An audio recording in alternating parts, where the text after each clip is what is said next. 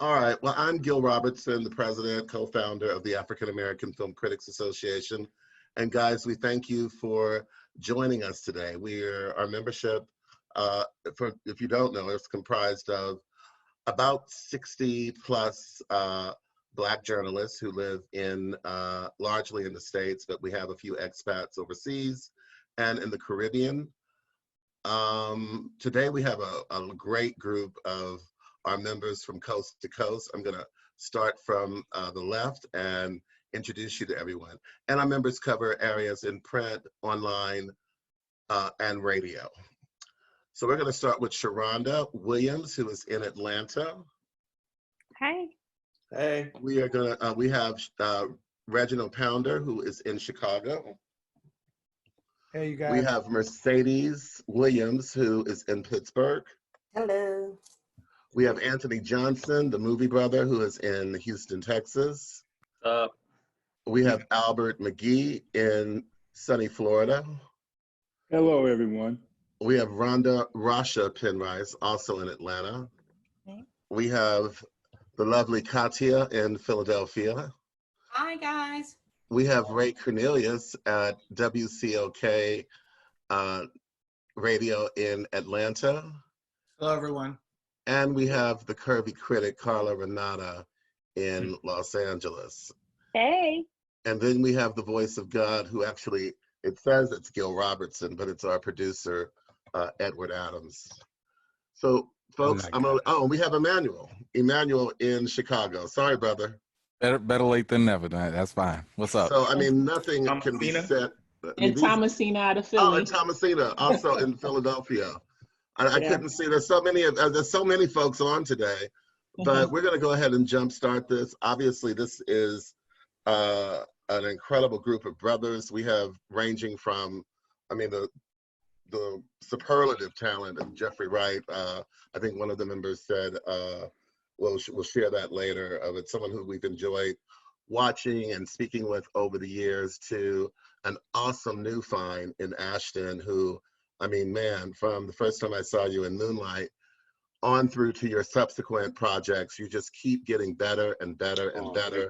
And we're so excited for you. And then Joe, the man who created Black Panther. Words can't even begin to express how much that film has meant to our community in particular. Without further ado, AAFCA, do your thing. Good afternoon, everybody. My question is for Jeffrey. Katia Woods, Couple Social out of Philadelphia. You have not been a stranger from playing characters that are flawed and have issues. What made you say yes to this character, and what was important that was portrayed on the screen? Because, you know, sometimes roles like that can fall into stereotypes. Well, that's because I'm flawed and I have issues. So that's what drew some level. But it was really after meeting with Joe and having him describe what he was trying to achieve, and he can tell you obviously better than me how personal this is for him. But it was really after meeting with him and thinking back to my experiences working on OG, particularly, which we shot in a working maximum security facility in Indiana. My co-stars were largely incarcerated men. I spent time, over the year leading up to that, visiting the prison, meeting with them, speaking with them. And then of course, when we filmed, it was 13 hours a day, 6 weeks on the other side of the wall. Had a lot of time to hang heads with them, and it was like 100 expert consultants on set at any given moment. They knew that story far better than I, and they were trying to transfer to me something of their knowledge and their experience. And in talking to them, there was a universality to their stories that was really just really enlightening for me. They talked about the ways in which they had been the product of dysfunctional homes, abusive parents, negligent parents, often the father, drug addicted. A lot of these kids were kids, 34, 35 years old who were products of the crack epidemic. These were what, as were crack babies, so, spending time with them and just hearing the story of the father from them drew me to this opportunity to work with Joe on this even further, because it was another way to talk for me to engage in this conversation around incarceration and criminal justice, but from a different angle than the angle in OG, from the angle of this troubled father who himself is caught up in a cycle that is perhaps his only thing that he can bequeath to his son. It's like the only thing, the most powerful thing that his son inherits from his father is this life that leads him toward incarceration. And those were stories that I heard specifically in Pendleton and witnessed of fathers and sons in the same facility. So that was the most recent thing that really, that experience that really compelled me to do this, let alone, my, life growing up in Southeast DC, and the experiences of that and of my family, let alone all that, but specifically my time working on OG was one of those, was the previous, the previous steps that led me to this project. Thank you so much. Hi, this is Thomasina out of Philly. Mr. Cole, I read that you said storytelling for you was an exercise in empathy. I just want to ask you to expound on that a little bit. And Mr. Wright and Mr. Sanders, comparably, what is acting for you, and how do you find the empathy in portraying darker characters like Jahkor and JD? Yeah, I feel like great characters are characters that are approached with empathy, and great stories are ones that have great characters. And so my approach to writing and directing is to try to get to the humanity, or get what's underneath the surface. And with this particular film, having had experiences in environments similar to what is portrayed, I was able to kind of lean on some of my experiences that I had, and some of the interactions that I had, and the closeness of some of those interactions, to explore the humanity of these characters who often in our society we struggle to see the humanity in. And that's the journey that we attempted to take the audience on in the film, is one where you start with someone who you might see as unredeemable, and you see by peeling back the layers of who they are and understanding the cycle of their environment and the systemic failures of our society when it comes to those underserved communities, you're able to actually get underneath the surface of who these characters are, and the humanity of who they are. And I try to do that, that was this specific film, but I try to do that with every character, no matter what the genre is. It's allowing the character to drive the story. Thank you. This is Al McGee with Your Entertainment Ticket from Florida. How's everyone doing? Great. First, this is for Ashton. Now, Ashton, you playing a guy who wants to be a rapper. His name is Ja, but you're also playing a rapper in the series with the Wu-Tang Clan. Yes. What's the difference between these two characters? And also, Jeffrey, I just want to say, I interviewed you for a Basquiat years ago here in Florida. I just want to say I'm glad to see you again, and much success to you. Cool, thank you. Yeah, I mean, well, there's obviously differences. I would say that All Day and Night is much more of a heavier story than a Wu-Tang Clan would be. Also, with Wu-Tang, I'm portraying somebody who's actually living, who's actually, you know, it's a character, it's an archetype, it's a biopic almost. So I have stuff to draw from. I can listen to RZA and his discography and put his voice in my ear, and I'm able to work with him and his production team in order to get that right. With Jahkor, I would say I had a bit more freedom with developing the voice, the vocal tone, who he is. Thankfully, the script gave me so much to draw off of. But when it came to developing the character and who he was as a rapper, all of his lyrics kind of reflect his hopes and dreams and aspirations and or what he's going through in his life. So it's kind of, it's definitely different, definitely different. Thank you very much. I want to expound upon that. This is Rhonda. For Joe and Ashton in particular, what is it about the prism of hip hop that allows you to explore these complex issues of masculinity? I think that hip hop is very much a part of our culture. Hip hop has always been very much driven by Black men. You know, hip hop has always had a story within it. It's kind of like storytelling, you know? So it's kind of like the same thing when, I don't know, with writing a script or with portraying a character, you know, with storytelling.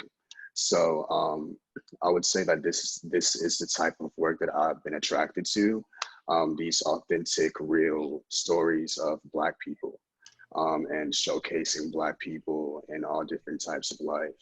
And the script was just one of those that I was into. Yeah. You know, with this film, it's interesting because I felt like the world of the movie was one that people would assume that they know pretty well because of rap music and popular culture, right? And in that kind of context, it's kind of stylized and flashy. But you know, when you think about it, what are most gangster rap songs but crime stories, right? So there's a natural connection to where we went with the movie and a lot of the music in the movie, right? But I always saw the movie as a human story. And so it was about trying to juxtapose the aesthetics of the crime movie genre and staying within within that world and within a crime story, but really leaning into the humanity of the characters. And that made for a pretty heavy story. But I think it is successful in the sense that it doesn't glorify what's happening in this world, or it isn't celebrating what's necessarily happening. It's showing the kind of grounded authenticity and the struggle of what this is, and the struggle of trying to still overcome this legacy that stems, you know, that you can draw a direct line through mass incarceration, through separate but equal, through Jim Crow, through the Fugitive Slave Act, through slave patrols and slavery. You can connect all of these lines. These communities are still struggling with that legacy. And so trying to kind of keep that as a grounding place for the story while having the aesthetic around it that fit into the genre was what we were going for. Hi, everybody. I'm Carla Renata, the Curvy Critic here in Los Angeles. I'm a huge fan of your work, Ashton and Jeffrey, and of your writing, Mr. Cole. Love you all for a variety of different reasons. I love the fact that, Joe, you put lots of kernels and nuggets throughout the script when you were writing, like one of them where you say slavery taught Black people how to survive, but not how to live. Yeah. And there's another one that you said everyone has a moment when they'll live a great life. Mm-hmm. So I'm wondering, from all three of you, have you reached that moment in your life where you've had that moment just yet? We can start with Joe. It's interesting. My grandma used to say that my family didn't grow up with a silver spoon in our mouth. You know, I traversed the world of this story at different times, you know, as a fly on the wall, but, you know, based on our social economic background. But I never once doubted that I would be successful, because part of that was the love of my family. And my mother would always tell me that. And so I feel very, very fortunate to be in a position to even tell stories at all based on where I started from. But I also understand that for me wasn't something where I'm going, oh, I'm never going to make it. I wasn't in the exact same situation that a character like Ashton's character was in, or the characters in that community. So I feel like I've talked around that answer and I haven't really answered it, but that's the best I got. That's all right. Do you have anything to add to that, Jeffrey and Ashton?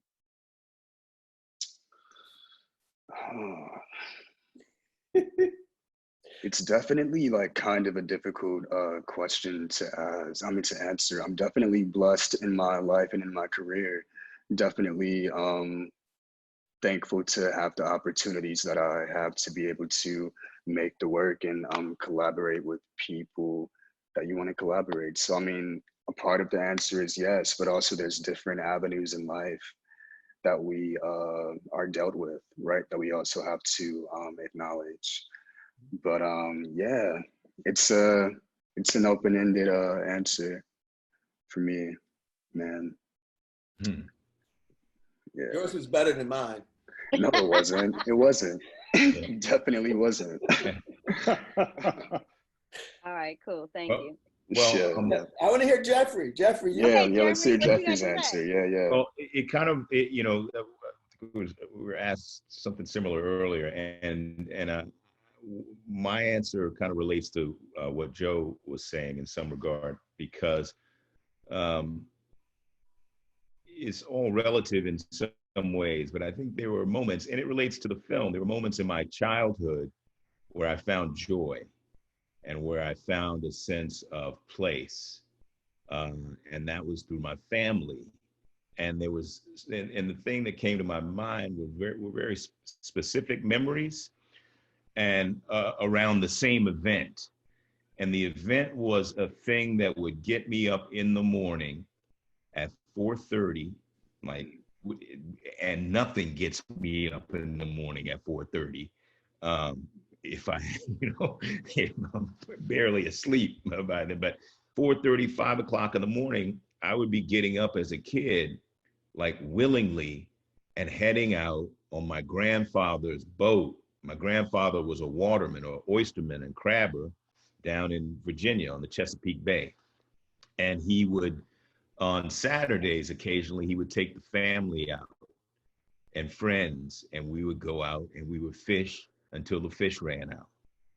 And those days were perfect in my eyes. And they told me at that time, they kind of programmed me with thinking that I could, you know, we could find place, and we could find joy, and we could find greatness. And so it wasn't defined by accomplishments. It wasn't defined by, but it was defined by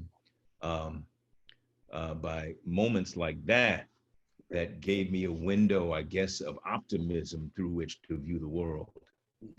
But it was grounded in the simple things. It was grounded in family, you know. That was beautiful. Thank you so much, all of you. Cool. Hey guys, my name is Ray Cornelius, host of Upfront Inside Atlanta's Entertainment Industry, radio show here out of Atlanta. Wanted to talk about the theme of influences. When I was watching the film and just thinking about it, the characters were influenced by so many people. So just wanted to know from you, Ashton, and you, Jeffrey, who were the influences in your life that led you to this path and this career of acting? The influences. My father was an artist. He was a designer. So I was surrounded by art all my life. When I told him that I wanted to become an actor, he definitely supported my the path that I wanted to be on for myself. So I don't know. I think just having that support system kind of like influences you to like want to take like the extra step to like go forward in what you want to do. So I'm thankful for that. Like my support system has been a big influential part of my career and who I am as a person. Definitely. Influence act, you know, there were a couple, I guess. You know, I didn't know my father. My father died when I was young, when I was one. But when I started acting, a very good friend of his, when I, you know, said, well, you know, your father was always a song and dance man. He just never made it to the stage, you know? So there might have been some hidden influence there. You know, I mean, going back again, my grandfather was an incredible storyteller. I mean, he would hold court. And his house, you know, he, you know, as I said, was a waterman and a farmer. You know, he out on the water, coming back home. Then he'd go out and do his fields, you know, and, you know, he would grow vegetables, and he sold everything from the house, including he sold liquor. Because there was, you know, this was down in Tidewater, Virginia, and there were a few houses along the way as you were coming home from work where you could stop and get you a taste. And his was one of them. And so those were like stages. His kitchen was like a stage. You know, by the time he got in there, he was just, I mean, there were, you know, lies, as it was called. He was just performing, you know? So in some ways that, you know, there no doubt had an influence on me, particularly like as relates to this movie, again, in terms of language and enjoying the music, the various dialects and tones of Black American language, you know. One of the places that I would go that was, you know, coming from DC, from the city, going down there and hearing these other sounds and enjoying that music was definitely had an influence on my desire to act and do it in a certain way. All right, guys, thank you so much, and congratulations on a wonderful film. Thank you. Thank you. Hello, gentlemen. This is E-Man from E-Man's Movie Reviews out here in Chicago. First and foremost, I just want to thank you all for taking the time to join us today. And if you'll just indulge me real quick, I just want to give you guys individual props. Ashton, I am so excited for your career. I've been so proud of you for like everything you've been doing. I see nothing but growth and success for you. Mr. Wright, my goodness, you are the definition of an actor. You know, for me, just in terms of how you just flawlessly transform yourself, and you just nailed it with this role as JD. And Mr. Cole, my goodness, I can't thank you enough for literally changing my life as a film critic with Black Panther. Had me buying out theaters for my community just to share in that whole thing. So with that said, and this is a question for all three of you, this film deals with some really heavy material, as you all kind of alluded to earlier. Given the wide-ranging audience who's going to be watching this, what would you say is the most important thing that you want audiences to walk away with from both the movie and or your particular character? The film is tough by design. It asks a lot of the audience, right? So it's asking you to enter this world where hope is scarce for 2 hours, you know, where the fear of violence and the emotional toll on the character surviving in this world can at times feel suffocating. But it's asking that to create a sense of what it might feel like to walk in these characters' shoes, right? So it's trying to get us to connect with the humanity of characters who we might not normally consider in that regard. To accomplish that, you know, I tried to the best of my ability to create an authentic depiction of what's happening within the framework of a crime story and the psychological and the human cost of that. And so, what I would hope that people would take away is that they would, one, be entertained, right? So you're taking this journey of trying to entertain someone, but also that they would look at people within underserved communities and underserved communities in a more humane light. That people have conversations about how, in a lot of ways, humanizing characters like JD and characters like Ja helps to humanize all of us, because oftentimes we all get painted by the same brush as African Americans. And so just trying to broaden out that conversation is what I'd hope people would take away from the film. It was a great answer. That was a great answer, Joe. So I'm gonna just go with that one. I miss you, man. I miss you too, dude. I know. Anything from you, Mr. Wright? For me, no, I'm gonna let the writer speak. Yeah. Fair enough. Well, thank you so much. Thank you, bro. Okay, hi everyone. My name is Anthony Johnson, the movie brother out of Houston, Texas. Got a chance to screen the film last night. I got to tell you guys, I really enjoyed it. Outstanding cast performance by everyone. And question is for you, Joe, around, well, I'll piggyback on something you just said about the fear of violence, because, there were a lot of times as I watched this film, I had that fear, right? Where I thought something was going to happen, but it didn't. Is that just by happenstance or by design? And then a broader question just around how this story came about. How'd you come to write this? What personal components, if any, are related to the story? I'll talk about the violence first, and I'll talk about my connection to it. I think my goal as a filmmaker is to affect the audience, right? And I think the world of the movie is a violent world. I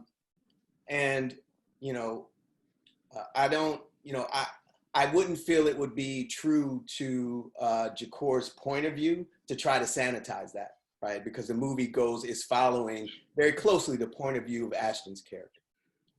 So this sense, what I was trying to create was this sense of feeling trapped in a world where violence is a currency all around you. And I think that that's critical to walking in that character's shoes, right?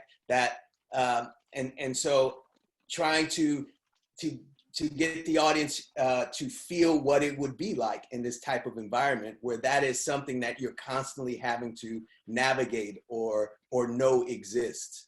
And I tried to approach the violence focused on the emotion behind it to avoid glorifying it, and to perhaps give a kind of a glimpse into the trauma a person might face experiencing it. Violence is a big part of Ja's journey in the movie, and the fear of violence is a big part of that journey. The anticipation that you speak of violence, whether it comes or not, it has a psychological effect on you as a person. Now, in terms of me, without getting into too much detail,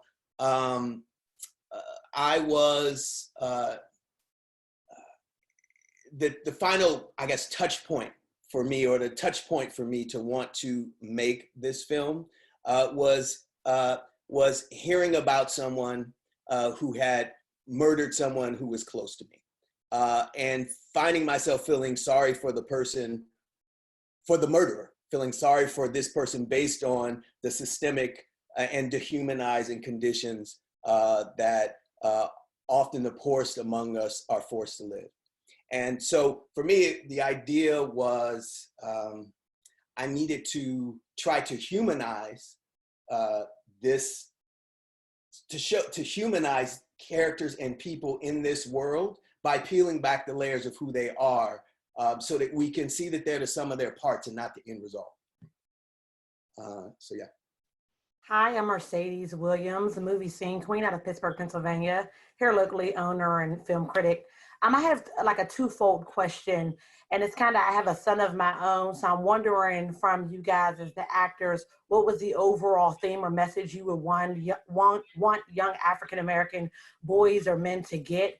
And then also, can we talk a little bit about the women cast? Because we talked about how great you guys were in the movie, and you guys were exceptional, but specifically some of the new women faces we were seeing, their strong roles, Sonna's wife always putting guns in people's faces and tough, and how was that to work with that Black girl magic on screen, and also being able to introduce the world to some new African-American faces?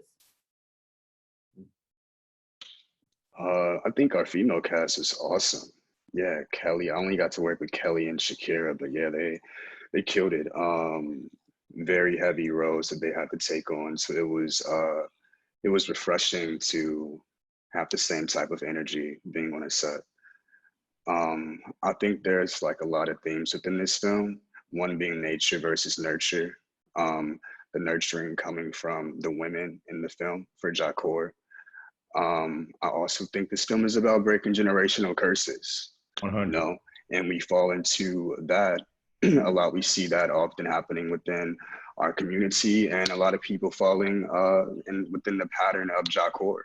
You know, like I'm not far from it. Joe's not far from it. Jeffrey's not far from it, which is why I feel like we all connect to the script so well and to the story. So I think when people watch this film, Black young men, I feel like it's a time to reflect on where they're at in their lives and where like they can possibly be. And that's how I feel about it. That's how I feel. No, that's I echo that as well. It's it's about as we all face now, but you know, trying, and despite the pressures, that generational pressure that you know, Ashton referred to, trying to break to define oneself on one's own terms. I mean, I think the message is very clear in this film, that that's a necessary task to take on. Well, I give credit to our actresses for breathing truth into these characters and integrity. I think you know, as a top line, the women in the film are fierce and human, and they really do shine. You know, a couple of the new faces, just to, you know, to shout out their names: Shakira Ja'Nai, who plays Jahkor's girlfriend. You know, she brings this charm and a brightness to Shantae without losing her toughness. She was great. Yeah, she was amazing. Yeah, the chemistry she and Ashton had on the screen in their scenes were just beautiful, and allowed for us to see that layer and that side of Ashton's character that we didn't get to see when he wasn't with her. You know, you could feel that they cared about each other, and she really brought a brightness to who he is, who his character was, and gave a dimension to him through their interactions. I thought was beautiful. Kelly Jenrette, who played Delonda, Jahkor's mom. Kelly can do anything. She's amazing. There's some of my favorite moments was watching Kelly and Jeffrey and Kelly and Ashton in separate scenes that they're in the film. I don't want to give too much away, but there's two scenes that are very intimate scenes between Kelly and each of them, and she's just amazing in those moments, and she's, you know, she brings such strength and nuance and humanity to Delonda. She's always prepared, incredibly collaborative. I really loved working with her, and then, you know, last but not least is the wonderful Regina Taylor. She's not a new face, but she is an amazing human being, an amazing artist, and brought a great depth of warmth and wisdom and a genuine sense of love to the character of Tameta for young Ja, but also for JD. And that was something that I thought was really lovely, is how her genuine care for both. Even though JD was part of the problem in those environments, she loved him just the same, and it came through. Hi, Sharana from Pair Weight. I had a question for all three of you, but for Joe specifically, I wanted to piggyback off of, this Blacks learn from slavery, Blacks learn how to struggle and not how to live. Mm-hmm. And as much as this is about breaking generational curses, I wanted to ask you why it was so important of including the moment of Ashton's character to actually break, kind of this cycle, the sins of the father. But also too, for Ashton and Jeffrey, I wanted to know, do you feel as though your characters really learn how to actually live by having to go to prison and self-reflect on kind of the sins, that you had in the past? I'm gonna jump in and say a couple words about that quote before they dive in, if it's okay. So African Americans, we have endured and in many cases have thrived, right? Despite this country being built on our enslavement. So we're survivors. But I think the question that I think Ja's character is asking himself in that moment as he's reflecting on his life is, have we ever been just free to just live, right? So free of institutional racism, free of racist policies, free of microaggressions and subconscious bias. Like the idea of, or the tragedy, there's one voiceover line, the tragedy of being forced to make that prison into a life as an African American, I think is what I'm getting at the heart of that voiceover. It's less about him having to go to prison to figure this out. It's him being in prison and realizing that the circumstances that he's facing inside aren't that much different than the societal systemic barriers that are placed around him and his society outside. So it's like where's the delineation between the two? And that's the struggle. I think that's the journey he's on to find answers for. Y'all gonna have to answer. Don't mess around with me over there, Ashton. I see you're not answering. You gotta answer the question now, bro. No, dude. Yeah, no, that was just a great, thoughtful answer. I was just thinking about it. Yeah, I mean, I feel like unfortunately, Ja did have to go through what he had to go through in order to get to where he's at in the point of his life that he's at within the film that we leave him at. That's definitely, I feel like that's a part of the story. Like we unfortunately have to go through unfortunate things in order to get the picture, and I feel like, again, unfortunately, that's just a part of his story. And also I feel like that's what's so inspiring about it too. Like we don't have to go through it ourselves. We can watch this movie and see it, see it happening. And yeah. Yeah, I mean, it's a really, it's a fascinating phenomenon. And as far as these characters go, and I think, perhaps to some extent generally, I think the issue is the incarceration or the imprisonment before the walls, being imprisoned by missed opportunity and absence of opportunity and absence of resources.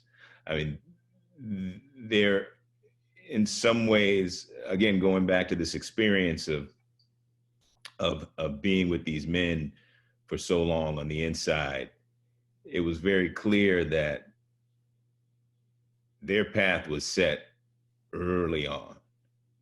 By the time they were 5 almost, they were already in prison, even though the walls weren't apparent. And so that, once the walls do kind of close in, yeah, there is often, often they become a chrysalis for, a kind of metamorphosis. I mean, Malcolm X is the apex example of that. And I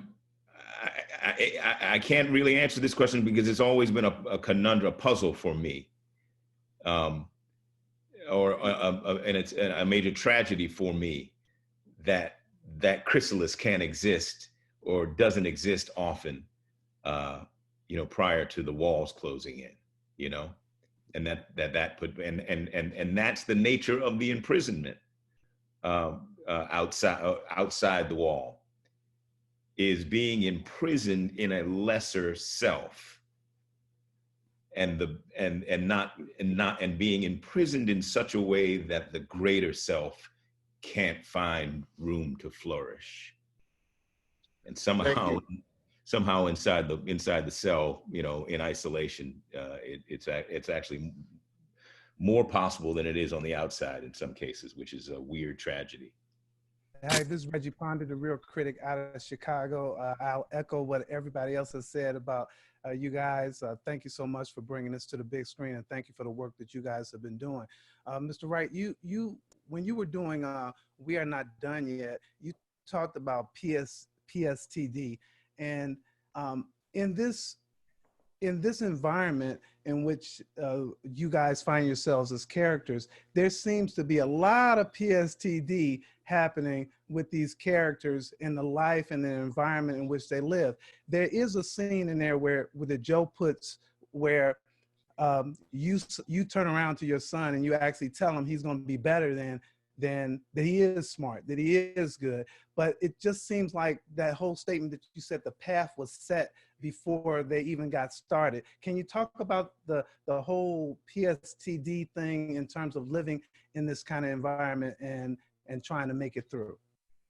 Oh, no question. The ways in which trauma,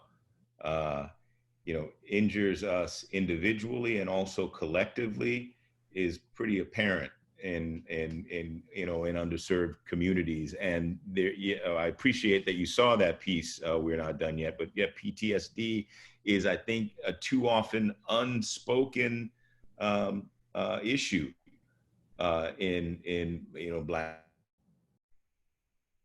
The idea of good mental health.